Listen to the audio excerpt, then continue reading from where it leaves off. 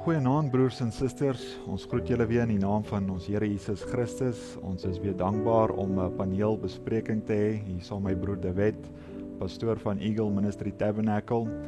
Ons wil bietjie gesels en verskillende vrae wat ons vanaand gaan vra, veral vir die nuwe Christen. Ons weet dat daar baie mense daar buite is, jy weet wat die Here nodig het, wat die Here wil aanroep en weet nie altyd hoe om by die Here aan te kom nie. So wil ons net bietjie vra vir broer De Wet, jy weet, om ons bietjie te verduidelik, jy weet, wat is die regte pad om te loop en hoe groei mense in geloof, hoe verstaan mense die Bybel en wat se verhouding 'n mens met die Heilige Gees het, sodat ons weet dat ons 'n reguit pad met die Here kan stap, want ek dink een van die slegste dinge wat met jou kan gebeur is waar jy die Here probeer dien op jou eie manier vir jare en jare lank en dan op die einde van die dag is jy dan ook verlore, omdat jy nie op God se woord gestaan het nie, dat jy dalk jou eie idees gehad het, en dit is so belangrik om terug te kom na God se woord toe, en dit is vir my 'n groot voorreg om saam met broer De Wet hierso hierdie paneelbespreking te hê, en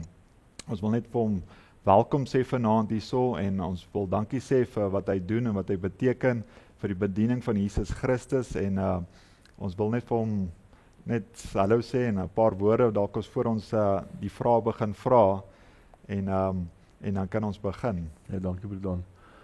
Goeienaand aan ons luisteraars en die wat kyk, en spesiale verwelkoming aan broer Donald.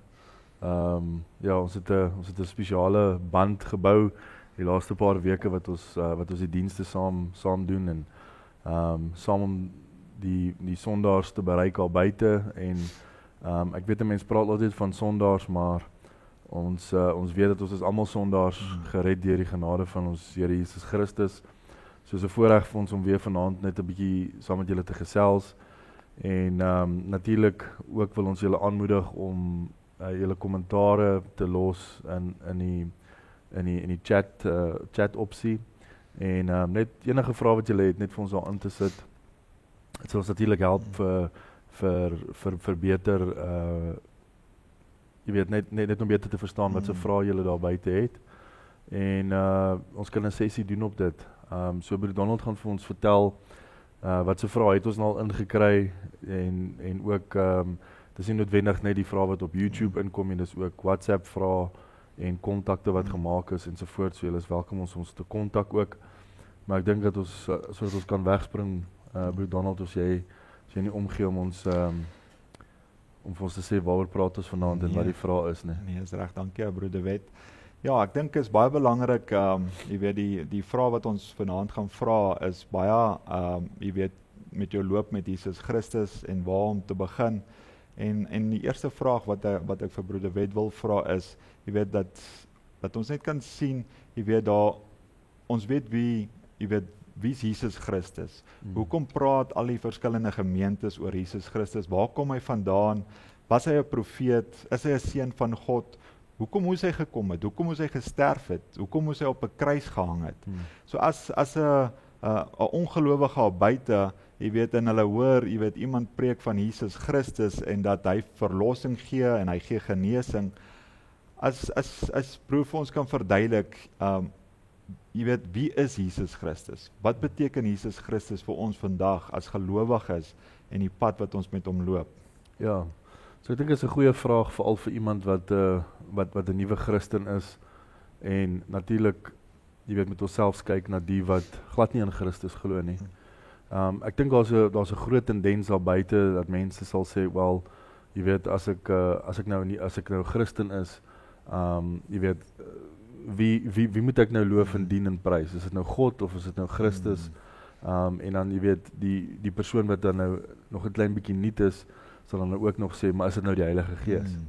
So ek dink op daai stadium, jy weet, van die geveg moet 'n ou hierdie vrae beantwoord, en ek dink wat belangrik is jy weet, om 'n nuwe Christen te help groei in sy geloof, en jy weet, met sy wandel in die Here, moet hy weet wie dit is wat hy, natuurlik, wie is dit wat hy, wat hy loof en dien en prys.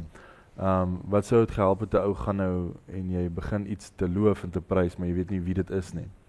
So ek dink dit is baie belangrik om terug te gaan na die skrif toe, want ons wil graag kyk wat sê die skrif.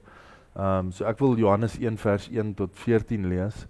As ons kykers dit saam met ons kan lees, die skrif sê in Johannes 1 vers 1, en ons gaan lees tot by vers 14, want dit gaan nou vir ons 'n idee gee van waar Christus vandaan afkom. Hy sê, in die begin was die woord, en die woord was by God, en die woord was God.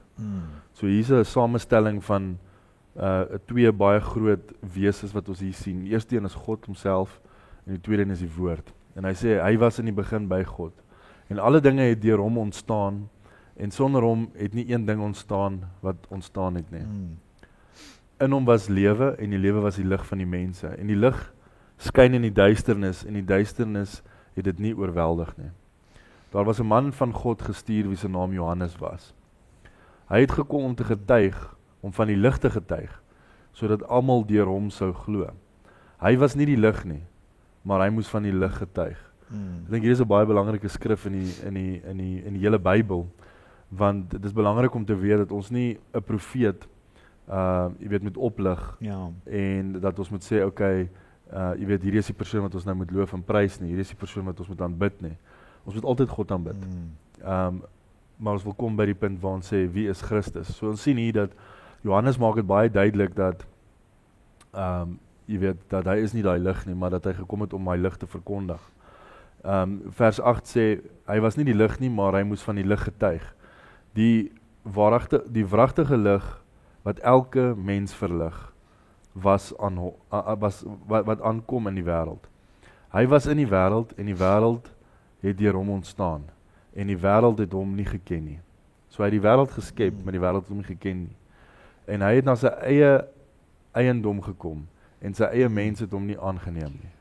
Maar almal wat hom aangeneem het, aan hulle het hy mag gegee om kinders van God te word, aan hulle wat in sy naam glo. So daar's twee dinge hierso wat ek net wil voordat ons aangaan met die volgende twee verse. Die eerste ding is dat hy het in sy eie eiendom gekom. Dit is belangrik om te weet dat toe God die wêreld en die aarde geskape het en die mensdom, was dit sy eiendom gewees. So ons is alreeds kom ons op die wyse om te weet ons is nie eintlik ons eie nie. Ons is nog altyd God se eiendom. En dan sê hy hierso verder, maar almal wat hom aangeneem het, aan hulle het hy mag gegee om kinders van God te word, aan hulle wat in sy naam glo. So nou moet ons sê God is 'n wese. God is 'n gees. So as ons net sê God, wel wat is sy naam? En so ons moet altyd gaan kyk wat is sy naam, want as ons nie sy naam ken nie, wel jy weet ons kan sê wel God, ek gee my lewe oor aan jou, maar hy het ook 'n naam deur wie hy wil geken word. Vers 13 sê, want nie uit die bloed of uit die wil van die vlees of uit die wil van 'n man nie, maar uit God gebore is. En die woord het vlees geword en onder ons gewoon. En ons het sy heerlikheid aanskou, 'n heerlikheid soos van die eersgeborene wat van die Vader afkom, vol van genade en waarheid. So nou sien ons toe hierdie woord vlees geword. Maar heel in die begin het ons gesien dat God was saam met sy woord gewees. So nou sien ons dat die woord het toe vlees geword en God het 'n naam. So daai naam is Jesus Christus. So die woord was by God. So dit beteken Christus was nog heeltyd by God gewees van die begin af. En is snaaks verder sê die wêreld dat alles wat gemaak is was alles wat gespreek was en alles wat gemaak was gemaak deur Jesus Christus. So dit is so 'n mooi tipe van dat hierdie gees wat niemand kon gesien het nie, wat die hele aarde en die hemel en sterre alles geskep het, dat hy so afgekom het deur die saad en toe het hy vlees geword, sodat ons hom kon sien. Absoluut. En jy sou gesien het dat hy die skrif was baie jy weet pertinent gewees in vers 11 waar hy sê hy het na sy eiendom gekom en sy eie mense het hom nie aangeneem nie. So nou sien ons die implementering van die Jode. Hier kom die Jode, hulle het gedog okay, maar jy weet hulle het gewag vir die Messias. Hulle wag vir hom om te kom. Hulle spandeer jy weet meerderheid van hulle dae in die tempel. Hulle is besig om die skrifte te lees en jy weet die scrolls te lees. Ek weet nie wat die Afrikaans is vir scroll nie. Miskien kan jy my uithelp, maar jy weet hulle is besig om die scrolls te lees en hulle weet dit is tyd vir die Messias om te kom. En hier kom hy op so 'n maklike manier, 'n eenvoudige, maklike manier en tog mis hulle hom. En dit kom die skrif sê en hulle het hom nie aangeneem nie, want hy volgens hulle het hy net te maklik gekom.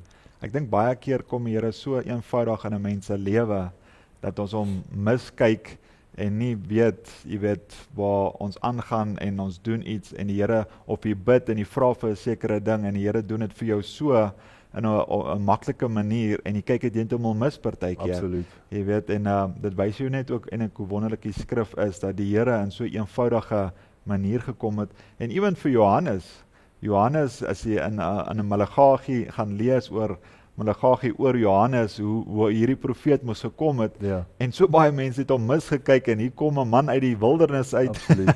Ja. eet sprinkane, en praat van die natuur, Ja. en dis een van die grootste profete wat die Here gestuur het. Ja. Nee, dis wonderlik hoe die Here in eenvoud gekom het. Maar so het die Here nou in vlees gekom, maar hoekom was dit nodig dat hy moes gesterf het vir ons? Hoekom is die kruis iets so spesiaal vir 'n Christen, en veral in vandag se tyd? Kyk, ons kan sien van die boek van Genesis af dat, en ek dink ons het dit so klein bietjie aangeraak met die vorige video van die saad van die slang, het ons ook baie, jy weet, pertinent gefokus op dat iets moet doodgaan vir ons om te lewe. Ja. Jy weet, ek weet nou nie hoeveel mense is aanlyn wat nou kyk vanaand nie, maar ek weet daar sekere mense wat seker sê, kyk, ek gaan nooit vleis aanraak nie, en ek gaan nou vegetaries draai, en ek gaan net groente eet en so aan, maar ons sien dat, jy weet, dit maak nie saak wat jy eet nie, iets moes doodgegaan het vir jou om te jy weet, iets moes gesterf het vir ons om te lewe. En ons sien dat dis dieselfde met Christus, jy weet, hy het hierdie verskriklike plan gehad vir die mensdom. Okay. En sy plan was, jy weet, baie keer vra mense, maar was die plan van die val regtig in God se plan gewees? En die antwoord is ja. Jy weet, hy sou geen van sy wesens sou uitgekom het nie, weet, ons sou nooit geweet het dat hy kan genees nie. Ons sou nooit geweet het dat hy kon vir ons gesterwe het nie. Ons sou nooit geweet het dat hy kon vir ons 'n genadeheer gewees het as dit nie vir die val was nie. En jy weet, so ons sien dat van die begin af sien ons dat iets moes gesterwe het vir ons om te lewe. Okay. En wanneer ons mooi kyk na die beeld waar Adam en Eva uit die tuin van Eden uitgegaan is. Ja. Sien ons dat daar's 'n lam wat moes geslag gewees het. En God het die vyeblare van die geestelike, die vyeblare het hy van hulle afgehaal en hy het hulle die lam gegee. Ons sien dieselfde gebeur met Abraham en Isak. Ja. Jy weet waar die Here vir Abraham sê, vat jou seun, jou enigste seun. Jy weet, daar sien ons daar's 'n ram wat in die bos vas het. En dit is die ram wat in die bos is wat Isak se lewe nou red. Ja. So iets anders moes gesterwe het vir Isak om te lewe. Maar ons sien ook dat dit God se plan is om dan so Abraham te toets of om te sê, kyk, nou weet ek dat jy my baie liefhet.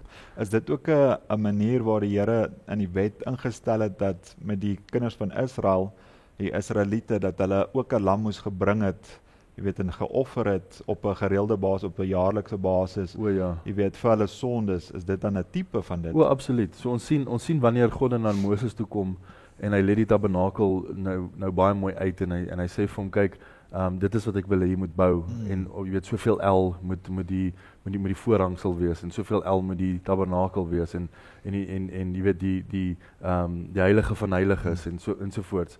Maar dan voor ons by daai plek kom, sien ons waar God by die braasaltaar presies vir die priesters jy weet instruksie gee oor wat moet kom. So wanneer jy 'n sekere sonde gepleeg het, sou jy 'n sekere spesifieke iets gebring het. Soos byvoorbeeld jy weet 'n vuil lewe sou miskien 2 duwe gewees het. 'n sekere ding sou 'n lam gewees het en jy weet, so daar's 'n sekere klassifisering in die boek van Deuteronomy en in die boek van Levitikus.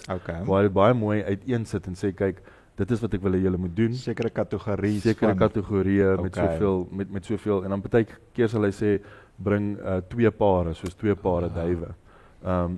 Maar wat ons sien is dat selfs in die wet nou moet iets sterf vir die Israeliete om te kan lewe. So ons sien dit al reeds in die Ou Testament. Nou al wat nou in die Nuwe Testament gebeur is, ons sien dat die perfekte lam van God, wat Jesus Christus is, hy kom een keer, die skrif sê, hy het een keer gesterwe vir alle sondes. En as ons teruggaan na die tuin van Getsemane toe, daar kniel en hy gaan na sy disippels toe en hy sê vir hulle, bid net saam met my vir 1 uur. En hy kom by hulle, daar slaap hulle. Hierdie vlees. Hierdie vlees, jy weet, hierdie vlees is maar, jy weet, die gees wil, maar die vlees is moeg, jy weet. En jy weet, ons sien die 3de keer hoe Christus na hulle toe terugkom en jy weet, op 'n stadium sê hy vir hulle slaap nou maar net verder, jy weet.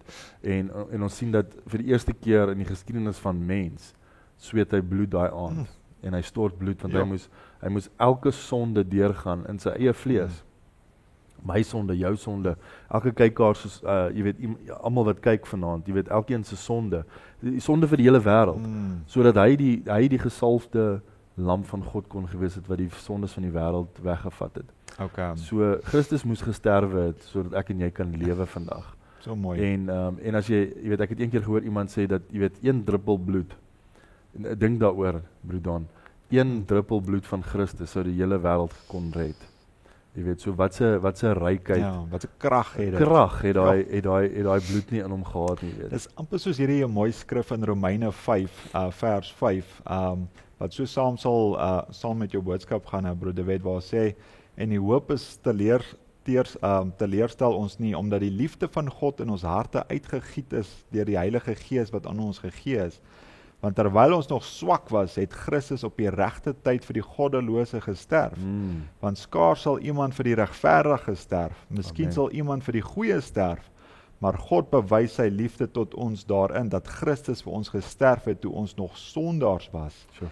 Nou is ons dus, nadat ons deur sy bloed regverdig is, verlos van die toring van God deur hom, wat as ons, toe ons vyande was, versoen is met God deur die dood van sy seun, hoeveel te meer sal ons, nadat ons versoen is, gered word deur sy lewe. Amen. So dit wys ons net eintlik hoe ons vyande was, jy weet, vir God, maar tog in daardie toestand wat ons was, het God nog steeds na die kruis toe gegaan, want soos wat jy gelees het, broeder Wet, dat jy weet, ons is die kinders van God, jy weet, wat in sy naam glo, en jy weet dat hy met sy bloed ons regverdig het. Absoluut. En ek meen, as ons nou as kinders van die Here aanvaar, hoeveel te meer sal ons nie red nie. Ja. So dit is so 'n mooi skrif.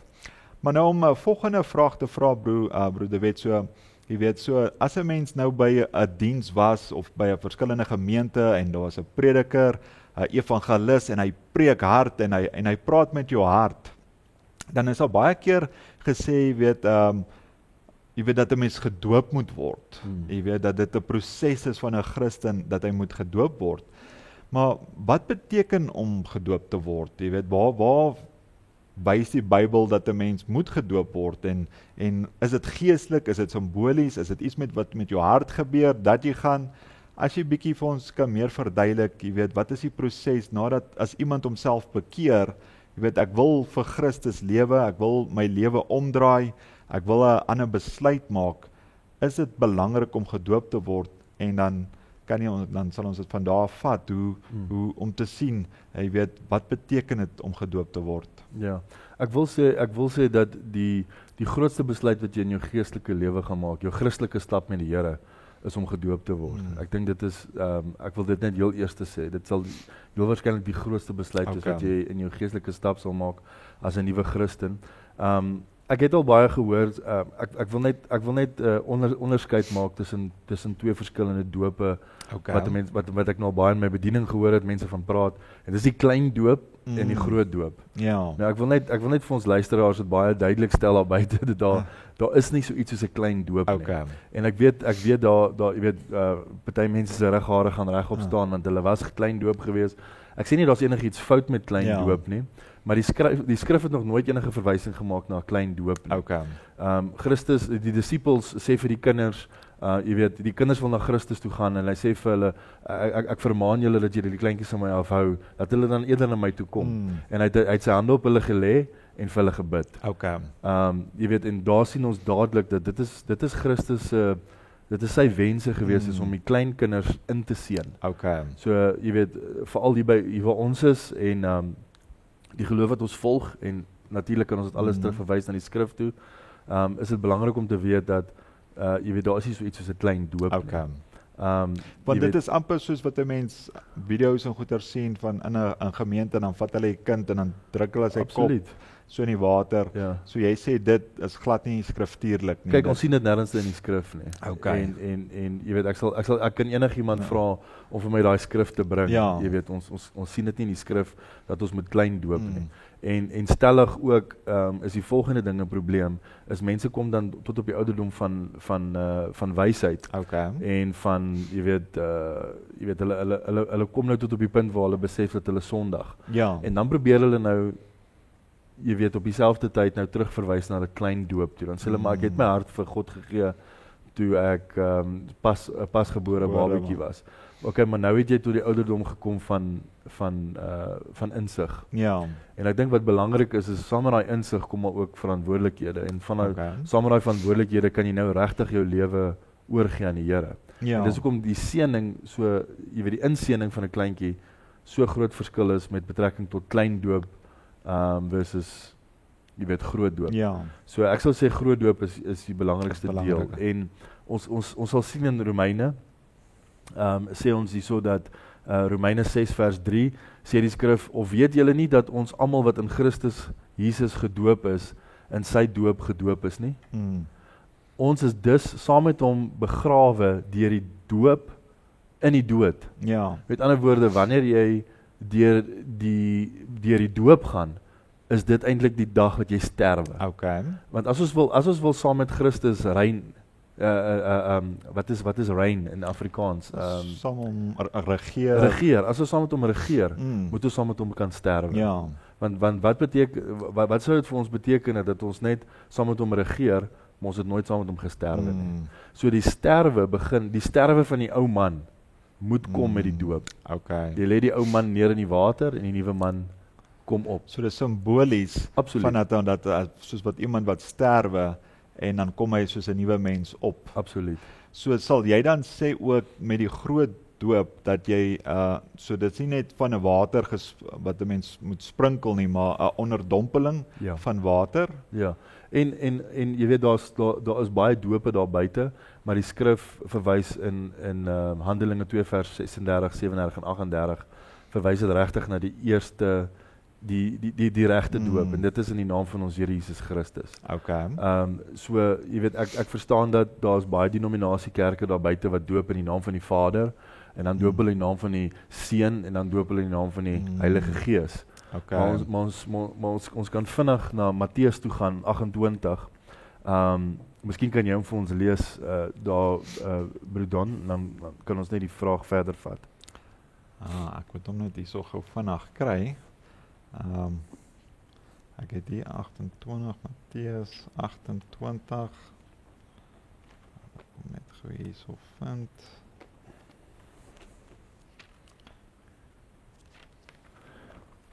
Soos ek altyd sê as ons 'n skrif soek, ons gee maar net die luisteraars en die kykers net ook 'n kansie om op te vang, jy weet. So hierso sien ons nou dat Matteus 28 is toe Jesus nou opgestaan het en vir sy disippels instruksies gegee het. Ja.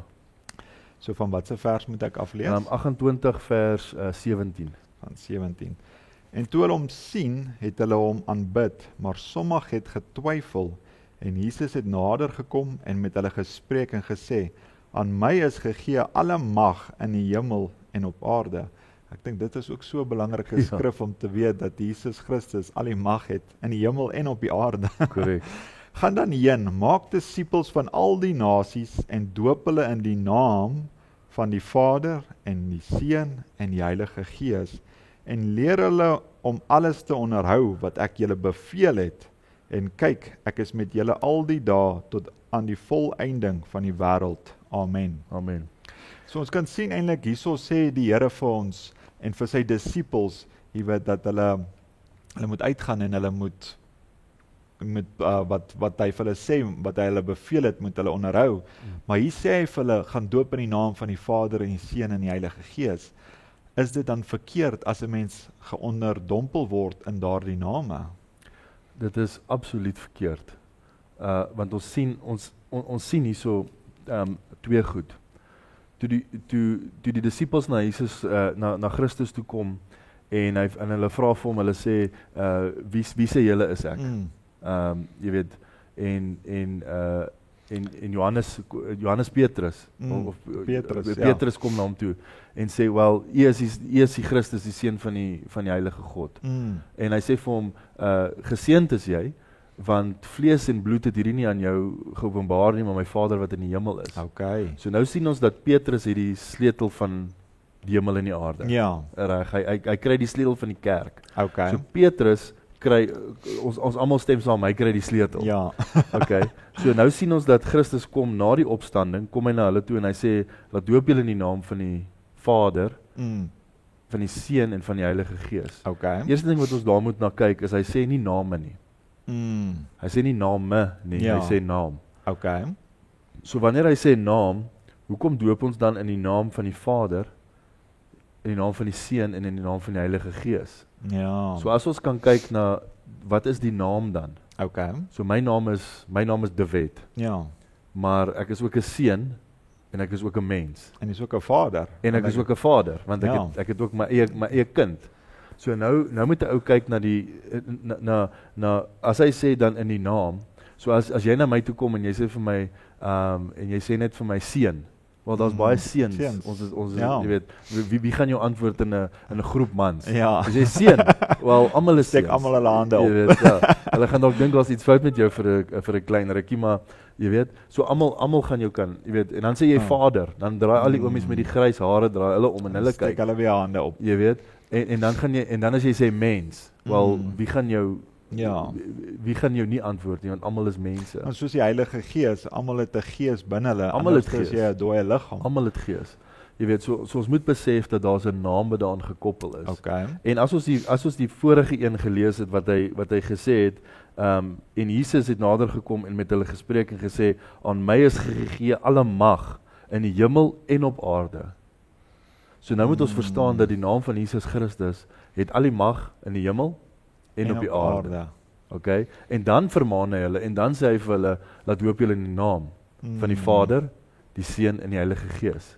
Okay. So die Engelse skrif sê, he was the fullness of the Godhead bodily. Okay, So hy was die volheid van die Godheid liggaamlik. Dis hoekom hy gesê het, as jy my sien, dan sien jy die Vader. Jy sien die Vader. Jy weet so, want omdat hy al daai mag gehad het. Absoluut. So nou moet ons gou gaan kyk in Handelinge. In Handelinge 2 vers 38. Handelinge 2 vers, kom ons begin by 37. Okay. Die skrif sê, toe hulle dit hoor, so hier preek Petrus nou sy eerste diens. Okay, so dit is net, so Handelinge is die Handelinge van die apostels, van die disippels. So hier sien ons dat Petrus kom nou, hy gaan nou uit en nou preek hulle vir die Jode, want die eerste diens wat toe nou gepreek was natuurlik vir die Jode. Ja. Baie interessante feit dat ek eintlik gister die eerste keer, wel nie vir die eerste keer raak gelees, maar die eerste keer raak gelees. Eers by Handelinge 11 het hulle begin draai na die Gentiles. Dit was nog heeltyd net vir die Jode gewees. So die heidene het eers die boodskap hier gekry van Handelinge 11 af. En hulle was bly om dit te hoor. En hulle was bly om dit te hoor, verstaan jy? En so hier sien ons nou Petrus preek nou sy eerste diens en na die diens toe sê die skrif, toe hulle dit hoor, wat het hulle gehoor? Petrus se diens. Okay. Is hulle diep in die hart getref en het vir Petrus en die ander apostels gesê, wat moet ons doen, broeders? En Petrus sê vir hulle, nou is dit belangrik vir die luisteraars en die kykers om te weet dat hy sê nou hierso, en Petrus sê vir hulle. So Petrus is die een met die sleutel, so hy is die een wat die antwoord moet gee.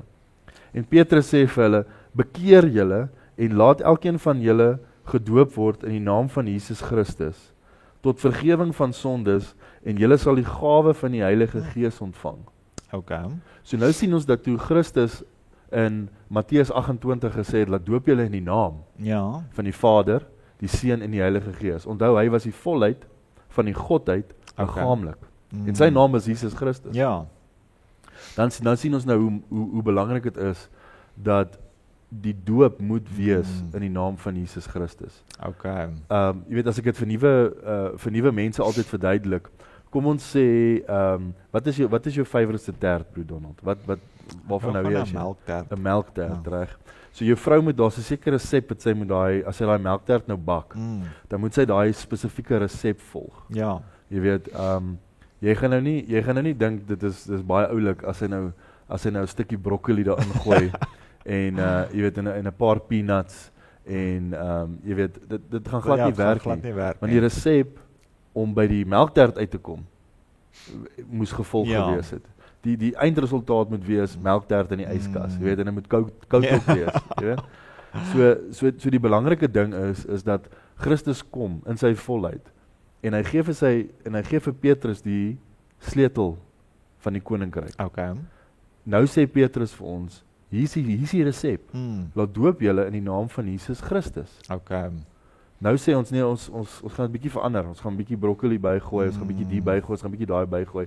I mean, kan jy imagine, jy weet wat se tipe melktert gaan nou daar uitkom?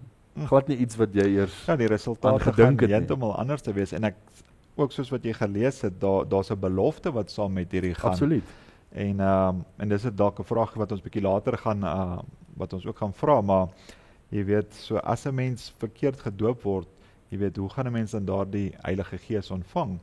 Maar wat ek wil vra, broeder Wet, is, jy weet, wanneer mens waar ook hierso so bekeer, jy weet, moet jou lewe reg wees voor jy gedoop word, of weet, as jy dalk nog foute het, of hoe moet jy in jou hart voel, as jy dalk miskien 'n bietjie beklemtoning kan gee op dit veral vir ons luisteraars, jy weet, as hulle daardie besluit maak om gedoop te wees, jy weet, partykeer het 'n mens persepsie, jy weet, ek moet so reguit wees, ek moet so skoon wees, voor ek die Here kan dien, maar dit is nie in die regte opsigte wat 'n mens eers aan moet kyk nie, maar as jy ons dalk bietjie meer kan inlig oor dit. Ja, dis eintlik jammer dat in my leeftyd het ek al so baie dope afgestel, jy weet, want hulle sê mos met uitstelling kom afstelling. Ja. Het ek al so baie dope gesien wat afgestel is, omdat die persoon probeer op 'n plek kom waar hulle perfek is. Sê nie, ek wil nie gedoop word totdat ek nie reg is nie, jy weet, en dit is eintlik die verkeerdste ding wat 'n nuwe Christen kan doen, is om te probeer om nou so heilig te wees, voordat jy deur die waters gaan van doop. Ja. Jy weet, dit is amper vir my om te jy weet, om vir my om te sê dat ek glo nie eintlik in die resultaat wat daarmee gaan saamgaan nie, want die resultaat is na die doop en kry jy die geskenk van die Heilige Gees.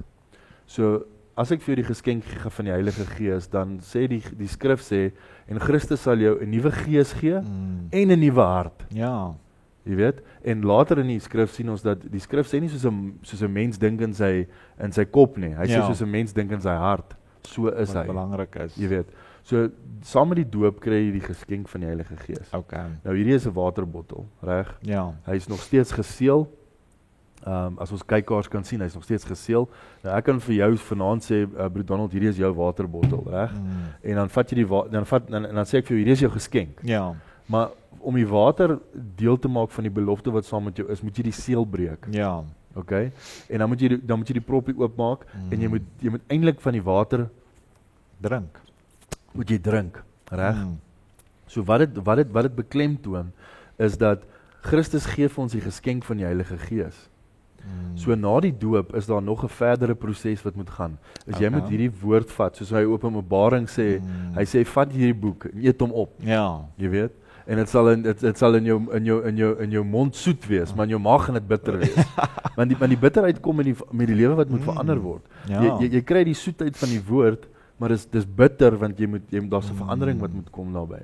So wanneer ons sien ons kry die geskenk van die Heilige Gees, is dit presies net dit. Dit help nie jy kry die geskenk en nou lê hy net daar in 'n pakkie en hy jy weet ek weet nooit reg wat binne in die geskenk is nie. Jy weet verjaarsdae, jy weet wanneer iemand vir jou 'n geskenkpakkie gee, jy gaan hom ons nie vat in die kas bære en sê, "Wel, ek gaan nou maar hier sit en wonder wat daar binne is nie." Jy weet jy wil hom so vinnig as moontlik oopmaak. Ja. En dit is wat saam met die geskenk kom. Okay. Die Heilige Gees is die geskenk wat vir ons gegee is. En saam met daai geskenk moet ons hom oopmaak in sy volheid en kyk presies wat dit is. Want al die beloftes is daar. Al die beloftes is daar. En 'n mens moet net ingryp en dit vat, maar ek dink partykeer is ons so bang en ons wil nie ons geloof gebruik om in God te glo nie. Ek het vandag ook so 'n mooi boodskap gehoor waar jy weet, waar daai 3 Israeliete wat by Dawid was en hy was bietjie dors vir 'n sekere water. Ja. En hulle het geweet hy gaan die koning wees. hulle het geglo, hy gaan die koning wees, en hulle wou hulle koning so bevredig gestel het, en hulle gaan en hulle veg daardie Israeliete vir kilometers lank. Kan jy glo? Jy weet, en hulle is net 3 mans, en hulle gaan en hulle fight, en hulle veg die vyand, en hulle kry vir hom daai water, en hulle veg weer terug, soos hulle op pad is na hom toe, en jy weet, toe hulle het vir hom gee, toe gooi hy het op die grond uit, toe drink hy dit nie eers nie, want hy weet, jy weet, dit was soos 'n offerande aan die Here. Maar dis net so mooi, jy weet, as 'n mens vertrou het in Jesus Christus, hoe kan ons nie net veg vir hom in hierdie leeftyd wat ons in lewe nie? Absoluut. Want ons weet dat hy ons koning is, dat hy ons regverdig het, en ons hoef nie perfek te wees nie, ons hoef nie foutloos te wees en goeders nie, ons kan met 'n volle hart kan ons bekeer daardie besluit wat jy maak, en jy kan na Christus toe gaan. Maar ek dink ook die belangrike ding is, wat jy gesê het, broer De Wet, is dat, jy weet, daar moet 'n lewe wees wat verander. Ek dink jy kan die Here aanvaar, en nog steeds in die sondige toestel bly en aangaan, soos wat jy aangaan nie. Daar moet iets verander in jou lewe, dat jy weet, ek wil volgens God se woord lewe, Absoluut. Ek wil reg lewe, en dit is altyd 'n proses, dit sal dalk nooit, jy weet, oornag gebeur nie, maar daar moet ietsie gebeur, dat jy weet, dat jy daai besluit gemaak het, om God te volg. Ja. Ek wil net een skrif, voordat ons aanbeweeg, broer Don, ek wil net een skrif lees in Galasiërs 3. Ja. Galasiërs 3 vers 26. Is 'n baie belangrike skrif. Okay. Galasiërs 3 vers 26 sê, want julle is almal kinders van God, deur die geloof in Christus Jesus. Ja. Okay. So jy weet, iets wat my baie afsit is wanneer iemand verwys na God as Papa God, of die groot man daarbo. Jy weet, ek voel dit is baie disrespectful. Maar hierso sê dit dat ons is almal kinders van God. Ja. Deur die geloof in Christus Jesus. So jy moet in Christus glo om 'n kind van God te wees. Okay? Dis die eerste ding. Want hy sê hierso, want julle almal wat in Christus gedoop is, het julle met Christus beklee. So julle almal wat in Christus gedoop is, met ander woorde in sy naam, die van julle wat in sy naam gedoop is met hom beklee. So jy moet Christus aantrek. So jy moet Christus aantrek. Ja. So nou sê ek, wel, ek gaan nou maar net doen wat die pastoor gesê het, of wat die dominee gesê het, of wat die kerk gesê het, of die denominasie waar ek is. Jy weet, hulle sê ons moet gedoop word in die naam van die Vader, die Seun en die Heilige Gees. Maar verder, jy moet net die skrif verder ook bestudeer, want die skrif sê, wanneer jy in sy naam gedoop is, kan jy jouself met hom beklee. En dit is hoekom dit so pertinent belangrik is, om gedoop te wees in die naam van Jesus Christus. Want ek dink is ook, jy weet, waar 'n mens nou daai gawe van die Heilige Gees ontvang, en jy weet, om sy Gees te ontvang, en soos wat broer De Wet nou gesê het, jy weet, die Here gee jou 'n nuwe gees en hy gee jou 'n nuwe hart, so dan verander jou lewe. Beteken dit dan daar is 'n vernuwing van 'n nuwe lewe of 'n nuwe skepping wat plaasvind? Absoluut, want hy gaan die ou gees uit jou uithaal. En die ou hart. Kyk, die hart wat mos nou so verhard was teenoor God se woord.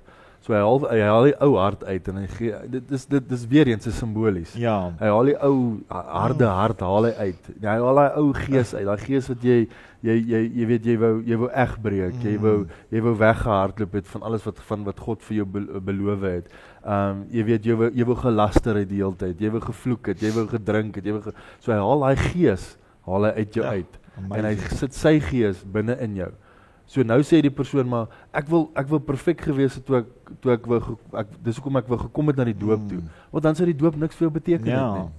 Die doop gee vir jou die Heilige Gees, sodat die Heilige Gees deur jou die regte ding doen. Want ons kon dit mos in elk geval nie gedoen het op ons eie nie. Nee, ons kon nie. So nou gee die nuwe Gees gee nou vir jou die wilskrag om dit te doen. En ek weet nie van jou nie, broer Don, miskien kan jy jy weet jou eie geskiedenis dalk miskien gebruik as 'n voorbeeld. Maar jy weet, daai eerste paar weke is nog steeds 'n tydperk van oorgee. Jy weet, mense dink, okay, as ek uit die water uit gaan opstaan, jy weet, gaan dit dadelik gebeur. Ja. Jy weet, daar's nog steeds daai proses wat mense deur gaan. En dit is so 'n mooi tydperk om 'n nuwe Christen te sien, hoe hy kom, hy gaan deur die doop. Jy weet, 'n mens kyk 'n bietjie van die kant af, sien mense, okay, nou val daai ding, nou begin daai ding besig om af te val, en daai ding val af, en daai ding val af. En dit is nie mense wat na hulle toe gaan en vir hulle sê, luister, jy moet dit en dit en dit en dit en dit doen nie. Jy weet, die evangelie is nie doene en 'n lysie van reëls en daai, jy weet, ons raak so lief vir Christus dat ons wil dit doen. So ons kom op 'n punt waar ons dit wil doen. Nie omdat ek dit moet doen nie. Ek doen dit omdat ek dit wil doen. Omdat ek hom so lief het. En ek sou sê, as ek die luisteraars kan aanmoedig en vir hulle sê, moenie bang wees om tot by die plek te kom waar jy gedoop is sonder dat jy perfek is nie.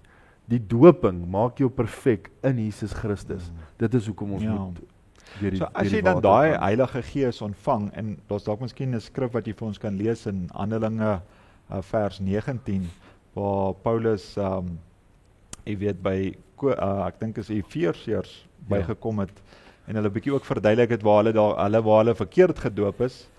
En maar daar was ook 'n proses, jy weet, waar jy gedoop is en dan dat jy moet glo en dan kan jy die Heilige Gees ontvang. Ja. Maar as jy hierdie Heilige Gees ontvang wat God nou in jou ingesit het, wat hy vir jou gee, wat beteken dit vir 'n nuwe Christen? Wat beteken die Heilige Gees? Wat is die Heilige Gees? Ja.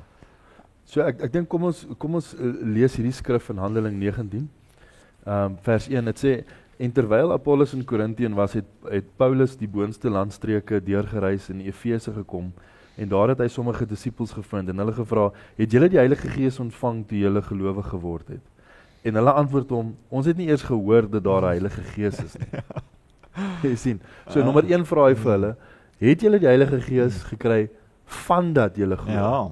Nie toe julle geglo het nie, want jy kan glo en nog steeds nie die Heilige Gees hê nie. Verstaan? So nou sê hulle vir hom, ons nie eens gehoor dat daar 'n Heilige Gees is nie. So terwyl Paulus en die ander disippels 'n wonderlike tyd het in Jerusalem, jy weet, en hulle sien hoe die mense gedoop word en is daar 'n klein groepie wat in Apollos is wat sê, luister die ouens, ons het nog nie eens gehoor dat daar 'n Heilige Gees is, dat daar so iets bestaan nie. Jy sien? Toe vra hy vra hulle, met watter doop is julle dan gedoop? So hy vra die regte vraag. Hy vra die regte vraag. Want die vraag is altyd, okay, maar hoe is jy gedoop? Ja. So wanneer jy by 'n Christen kom, en hierdie kan 'n Christen wees wat nou al jare en jare glo dat hy reg is. Maar hy sal vir jou konstant sê, weet jy wat broer Donald, ek sukkel nog steeds met hierdie en ek sukkel nog steeds met daai. Die eerste vraag wat jy vir hom kan vra is, hoe is jy dan gedoop? Want die doping vat die probleem weg. Die doping plaas ons in Christus.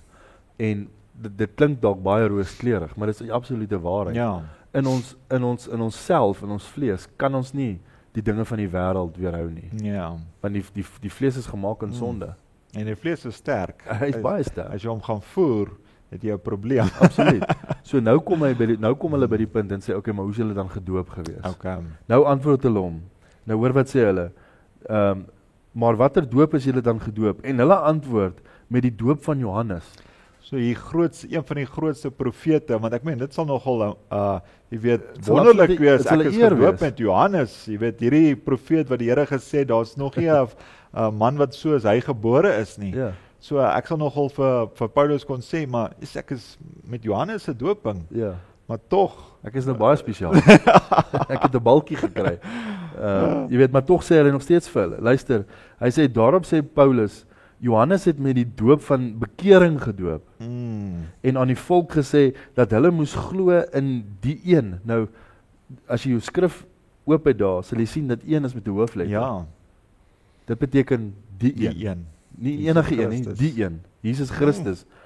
Nou sê hy, Johannes het met die doop van bekering gedoop en aan die volk gesê, dat hulle moes glo in die een wat na hom kom. Wow. So, alhoewel hulle gedoop was in die naam van hulle rabbi, want in daai tyd was jy gedoop gewees in die naam van die rabbi. Okay. So, as jy iemand gevolg het, is jy gedoop in daai persoon se naam. So, hulle het Johannes gevolg, so nou is hulle gedoop in Johannes se naam. Okay. Maar Johannes het vir hulle aanhoudelik gesê, daar kom een na my. Ja. Reg? Hy sal julle doop met die Gees en met die vuur. Ja. Reg? Nou sê hulle, bekering gedoop en aan die volk gesê dat hulle moes glo in die een wat na hom kom, dit is Christus Jesus. En toe hulle dit hoor, is hulle gedoop in die naam van die Here Jesus. Nie in die naam van die Vader, Seun en Heilige Gees nie. Verstaan? So weer eens sien ons die bemaning van hom af om te sê dat om gedoop te wees. Nou sien ons dat Paulus het dieselfde boodskap wat Petrus gepreek het aanvaar. En is dieselfde boodskap wat dan uitgaan vir die eerste kerkie. Okay. Wat sê laat doop julle in die naam van Jesus Christus. Hoor verder wat sê hy. En Paulus het laat doop julle in die naam van die Here Jesus. En Paulus het hulle die hande opgelê en die Heilige Gees het op hulle gekom. Okay. Nou nêrens in die skrif, ek daag enigiemand uit, dat enigiemand wat gedoop is in die naam van die Vader, Seun en Heilige Gees in die skrif, en die dooping van die Heilige Gees gekry het, sal ek myself môre oordoop in die naam van die Vader, Seun en Heilige Gees. Want hier is hulle oorgedoop, toe hulle die waarheid gehoor het, presies, waar die apostel Paulus na hulle toegekom het, toe is hulle oorgedoop. En dit is die enigste tydperk, in Handelinge 2 sien ons dit, in Handelinge 4 sien ons dit, in Handelinge 19 sien ons dit, dat elke keer wat hulle gedoop is in die naam van Jesus Christus, is daar 'n doping van die Heilige Gees wat saam met dit kom. Okay. En dit is die enigste tyd. En hulle het met tale gespreek en geprofeteer. Okay. En altesaam was daar al omtrent 12 manne. So nou sien ons dat hulle kom, hulle sê ons het nie geweet daar is so iets as die Heilige Gees nie. Sê waarna is jy gedoop? Nee, in die doop van Johannes. Sê kom dat ons jou oordoop. En toe hulle oorgedoop is, toe kry hulle dieselfde Heilige Gees wat hulle niks van geweet het nie. Daar kom die belofte tot vervulling. Maar hierdie Heilige Gees, hierdie gawe wat hulle ontvang, jy weet, baie mense praat, jy weet, van die Vader en die Seun en die Heilige Gees, maar hierdie Heilige Gees, is dit 'n derde persoon, is dit een God? Kan broeder Wet bietjie vir ons verduidelik, jy weet, die verskil tussen die drie enige Godheid en dalk die met een waar jy glo in een God. Hoe is die verskil en hoe val dit in? Want dit kan dalk miskien vir die luisteraars ook dalk die antwoord gee, ook wat saamgaan met die doping, waar die Here sê, jy weet, in die Vader, Seun en Heilige Gees, en hier sê Petrus in die naam van Jesus Christus. Maar as jy dalk daardie verskil vir ons kan dalk verduidelik, dan kan hulle ook dalk sien, jy weet, dat alles in een is, en dat ons nie, jy weet, want ons weet God se woord is soos 'n legkaart, jy weet, en as jy daai legkaart nie gaan mooi by mekaar sit nie, dan gaan jy ongelukkig daai koeie in die boonste takke sien en blare een, in plaas waar hy gras moes geëet het daar op die grond. Ja, so ek dink ons het 'n klein stukkie van dit het ons al reeds aangeraak, met betrekking tot Vader, Seun en Heilige Gees. Vader, Seun en Heilige Gees is Jesus Christus, reg? So ons sien hom nie as daar is nie so iets as 'n drie eenheid nie. Ja. In die boek van Openbaring sal ons sien dat daar's 'n verwysing na die drie paras toe. Ek weet nou nie of die Afrikaanse skrif spesifiek verwys na drie paras nie, maar daar is in die Engelse teks is dit the three frogs. Ja. En as jy dit terugvat na die Romeinse tydperk, toe sal ons sien dat daai three frogs is die doktrine van die drie eenigheid. Okay, Vader, Seun, Heilige Gees.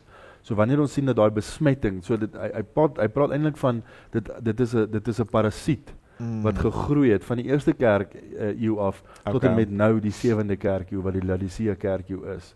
En ons wil seker maak dat ons nie daai denke in ons midde het waar ons sê ons gaan nou God opbreek in Vader, Seun en Heilige Gees nie. Ja. Okay? Want wie is dit dan wat as ek sing? Sing ek dan vir die Vader? Moet ek nou sing vir die Gees? Ja. Of moet ek nou sing vir die Seun? Ja, dit maak dit so moeilik. Dit maak dit moeilik, want nou voel dit vir my, okay, maar ek dien 'n God drie-enig. Maar wanneer ons kan verstaan dat hierdie selfde Vader was eers bo ons, toe is dit die Vader saam met ons, nou is dit die Vader met ons. Okay. So eers Vader in die hemel, toe Vader in die Seun, toe Vader in die Heilige Gees. So daai Vader in die begin was soos die vuurkolom, wat saam met Moses hulle, jy weet, beweeg het en die see oopgemaak het. So dit was die Vader wat bo hulle was, en toe gaan daai vuurkolom, sien ons, word toe vlees, en toe is dit in Jesus Christus, maar toe sien ons ook weet dat nadat Jesus Christus opgevaar het, toe verander hy weer eintlik in daai 4 kolom, want toe het Paulus hom ontmoet toe hy op pad is na Damaskus toe. Ja. En die 120 wat in die bokamer was. Jy sien wat Christus sê vir hulle, gaan terug na Jerusalem toe. Ja. Jy weet, en wag vir my daar, en dan sal julle die krag kry van bo af. Okay. Reg? En nou sien ons daar's 'n sekere tydperk, 11 dae wat verbygaan. En na die 11 dae het die Heilige Gees afgekom en hulle almal met nuwe tale begin praat. Okay. So nou sien ons dit was God die Vader, God in die Gees en God in die Gees. So is alles dieselfde persoon. Maar dit is dieselfde persoon. As jy na 'n rolprent toe gaan, so kom ons sê jou vrou koop vir julle kaartjies en julle gaan kyk 'n rolprent. Jy weet nie en nie regtig 'n rolprent nie, wanneer daar jy weet soos 'n show ja, ek probeer nou dink aan 'n Afrikaanse ja, dis soos 'n skouspel tipe. 'n skouspel. So jy gaan na 'n skouspel toe en jy sal nie regtig weet hoeveel akteurs is in die skouspel nie. Ja. Dan sien jy hier kom iemand op, dan het daai persoon sekere klere aan. Jy weet dan gaan die persoon weg, dan kom hy weer terug, dan sit weer nou sit iets heeltemal anderster. Jy weet en die persoon het ander klere aan. En dan heel aan die einde van die skouspel, dan sê hulle okay, nou gaan ons al die akteurs vorentoe bring. En dan sal miskien 4 akteurs, maar daar was miskien 12 karakters gewees. Jy weet, nou probeer jy een by een sit, maar nou weet ons teen nou al dat jy weet om die kostes laag te gehou het van die skouspel, moes hulle 4 ouens gebruik het en hulle die hele tyd hulle klere agter het hulle verander. So dit is wat God doen. Okay. Hy verander hom van God die Vader af wat die hemel en aarde geskape het hy homself binne in sy seun gesit. So dit is net 'n masker. Dis 'n maskerverandering. Okay. Het hy homself in die seun gesit en van die seun af het hy homself in die gees gesit. En dan onthou ons wat het Paulus gesê? Paulus het gesê alles wat God was, het hy in Christus ingesit. En alles wat Christus was, het hy binne in die kerk ingesit. So ons sien eintlik hoe kragtig ons is in hierdie uur as die seuns en die dogters van God, wanneer ons in die regte naam gedoop is. En ons gebruik die godheid in die regte manier. Dan sien ons dat ons is seuns en dogters van God deur Jesus Christus. Ons moet net eintlik ons plek en ons posisie vind in die liggaam van Christus. Dan weet ons dat, jy weet, al die wonderwerke, al die krag van God is tot ons beskikking, want God lewe in ons. Ja. Dit is soos as ek die gees van 'n musikaal in my gehad het, dan kon ek 'n klavier gespeel het en ek kon dalk gesing het en so, of as ek jy weet die gees van dalk Michael Schumacher gehad het, dan kon ek jy weet resies gaan ry daar op die Formula 1 se bane, maar nou het ons die gees van die Here en soos wat ons praat van die Heilige Gees, so God se gees is in ons en so kan hy uitlewe en sy woord vervul tot en vandag, want die skrif sê hy is dieselfde gister, vandag en altyd. Absoluut. En so ons weet hy is hierso by ons. Maar met hierdie Heilige Gees wat ons in vandag weet kon ontvang, en daar's baie ook misleiding waar daar verskillende gawes in 'n gemeente is en ons soos wat jy ook genoem het broer De Wet, waar jy weet toe baie in die skrifte en Handelinge toe hulle die Heilige Gees ontvang het en het hulle in tale gepraat. Maar daar is ook 'n persepsie dat baie mense dink jy weet dat as hulle in tale praat dan het hulle die Heilige Gees. Wat sal jy sê is die waarheid as 'n mens die Heilige Gees ontvang het en jy het God, jy glo, jy het bekeer, jy het God aanvaar, jy het reg gedoop in die naam van Jesus Christus, jy het die Heilige Gees ontvang, want ons weet ook die duiwel hou van om vir ons te lieg. Ja. Jy weet waar hy sê, jy is nie 'n seun of jy is nie 'n dogter van God nie, jy het dit nie gemaak nie, jy is nie gered nie, sy bloed beskerm jou nie, jy weet, hy is maar die vader van leuns, jy weet, en hy is maar ook baie besig, jy weet, hy hardloop maar heen en weer in die wêreld rond en probeer God se kinders onderdruk. Maar as 'n mens nou kyk na hierdie hele groot prentjie en ons is gevul met God se Gees en ons sien hierdie 9 verskillende eienskappe van God se Gees met soos wysheid en openbaring en geloof. Maar hoe stel dit ook in die gemeente dat daai gawes moet gebruik word en beklemtoon word, maar dit nie die Heilige Gees, want daar's ook 'n verskil tussen jy is gevul met die Heilige Gees en dat jy die Heilige Gees wat op jou vlees kan gesaal word vir daardie oomblik. Ek sou sê die regte gelowige gaan altyd kan differentieer tussen dit wat regtig gebeur en dit wat vals is. Ja. Jy weet wanneer ons sien dat iemand nou regtig jy weet net homself wil laat gesien word. Gaan jy dit baie duidelik kan sien. Jy weet, ou gaan dit kan voel. Ja. Maar ek dink die skrif in 1 Korintiërs 12 vers 4 sê dit vir ons baie duidelik. Hy sê dat daar is verskillende gawes, maar die Gees is dieselfde. Okay. So daar's baie gawes, maar die Gees is dieselfde. Dan sê dit daar is verskillende bedieninge, maar die Here is dieselfde. Daar is verskillende werke, maar God wat al die dinge in almal werk is dieselfde. En aan elkeen wat die openbaarmaking van die Gees gegee tot voordeel van almal. Okay. So ons sien dit is nie net vir 'n sekere groep nie, maar dit is dan vir almal gegee. Ja. Dan sê dit want aan die een word deur die Gees van die woord van wysheid gegee, aan 'n ander die woord van kennis volgens dieselfde Gees. Okay. Aan 'n ander geloof deur dieselfde Gees, aan 'n ander geskenke van genesing deur die een Gees. Aan 'n ander die krag om tekens te doen en 'n ander vermoë om te profeteer, aan 'n ander onderskeiding van geeste, aan 'n ander verskillende tale, aan 'n ander die uitleg van tale. Maar dit alles werk die een en dieselfde Gees. Want aan elkeen sy eie toewysing gee soos hy wil. Okay. Maar hier sien ons met betrekking tot hoe weet ons of dit die Heilige Gees is of nie. Hier sien ons 'n wonderlike ding in die 120 wat in die bokamer is. Christus sê vir hulle gaan terug na Jerusalem toe. Ja.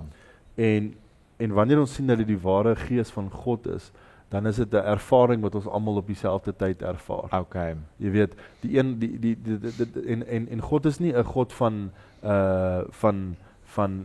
chaos nie. Ja. Jy weet, dinge word nie in chaos gedoen nie. Ja. God is 'n God wat dinge wil stelselmatig gedoen, jy weet, daar's sekere wet, daar's orde, jy weet, daar's altyd, maak nie saak wat in die kerk gebeur en daar's altyd orde.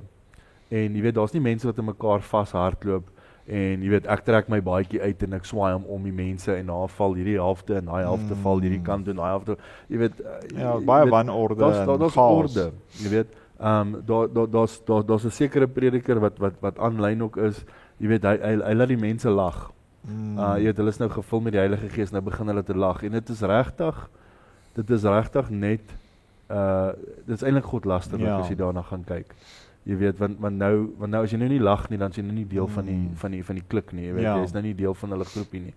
En so, ons sal altyd sien dat dit God bring dit in orde. Okay. Daar sal altyd orde wees met die Gees van God en veral die werke van die Heilige Gees. Okay. Ja. En die Here sal 'n mens ook salf en hy sal daai gawes sal hy uitbring in 'n gemeente.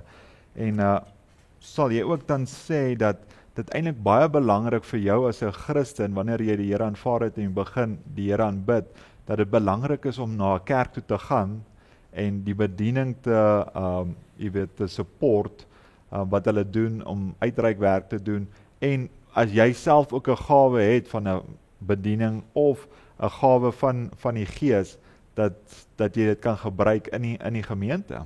Ja, so ons het almal 'n sekere stukkie van God binne ons. Toe hy ons geskape het hy 'n stukkie van homself binne ons gesit. So wanneer die liggaam van Christus bymekaar kom, so wanneer die kerk bymekaar kom, kom ons noem dit nou maar die kerk, dan bring jy die stukkie van God wat aan jou gegee is, van God saam met jou. Ek bring 'n stukkie van my, die kyker bring 'n stukkie van hom, jy weet. En dit kom ek vir die kykaars wil sê, as jy nie 'n gemeente het nie, kom so vinnig as moontlik by 'n gemeente uit. Want jy het 'n stukkie van God binne in jou, wat jy saam met God wil hê jy moet hom kerk toe vat. Okay. Verstaan jy? Die Heilige Gees binne in jou wil kerk toe gaan. Ja. Jy weet, so nou moet hierdie vlees, wat is subjection? Onderdanigheid. Onderdanig. Jy weet, hierdie vlees moet in onderdanigheid van die Gees kom. Okay. So nou sien ons dat, nee, maar ek is bietjie siek vandag. Nee, maar ek voel jy al hierdie verkoue aankom. Jy weet, voel jy al hoe siek is ek? Ja. Jy weet, maar die Heilige Gees wil kerk toe gaan.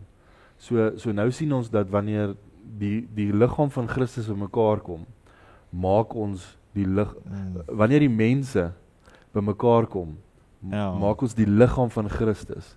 Want ek het 'n stukkie van hom by my. Okay. Jy het 'n stukkie van hom by jou. Jy weet, Mm. 'n sekere tentoonstelling, 'n sekere karakter van Christus het jy, wat ek nie het nie.